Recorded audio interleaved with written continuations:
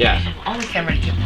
So just introduce yourself quick. Your name, job title, all that. My name is Nikki. I'm a co-host on the Kiss Nation Morning Show with you and Dayton. That's pretty much my title. All right. What was your first job? I was a teacher. That was my first job out of college. I taught high school marketing in Oshkosh.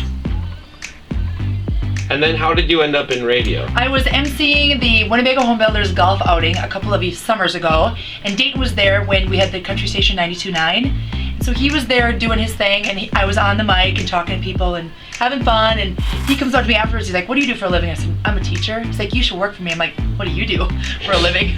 He's like, "Oh, I'm in radio. You should come and talk to me." I'm like, "I'm not going to be in radio. That sounds silly." He's like, "Just come and talk to me." I said, "Okay." So I came and hang out. He's like, "Well, just an intern this summer, just hang out." So I'm thinking, I teach marketing. This is going to be perfect. I can say to kids, "Hey, I was on the air. It was really fun," and then bring it back to the classroom in the fall. So then I was on air a little bit in the summer, just kind of interning and learning what's going on. And then it was like, "Yeah, we don't really have a job for you right now, but can you hang out?" So I was going to work to kind of bring like high school kids and focus groups and all that stuff to Kiss FM.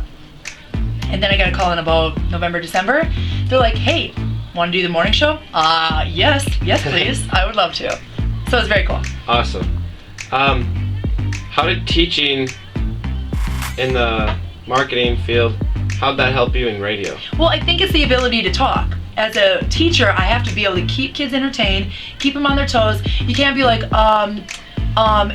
the next thing. You can't do that. You've got to move, and you got to be able to think on your feet. So I always had a topic and knew a little bit about what I was going to talk about as far as a teacher goes, but I didn't have a script. I didn't have a dialogue. So it's the same thing with radio. So we know when the mics come on, we have an idea of what we're going to say, but you really have to be able to think on your feet, and you can't swear.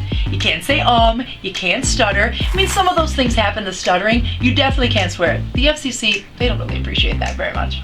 So are you going to stay in radio, or what are you going to do? I think so. The cool thing is I'm just learning a lot more about kind of the ins and outs. I think being on air is where I like the best. I like to work with world famous Carly Brooks as our promotions coordinator, and we like to get some ideas and kind of help a little bit. So I've learned a little bit more about the actual radio side.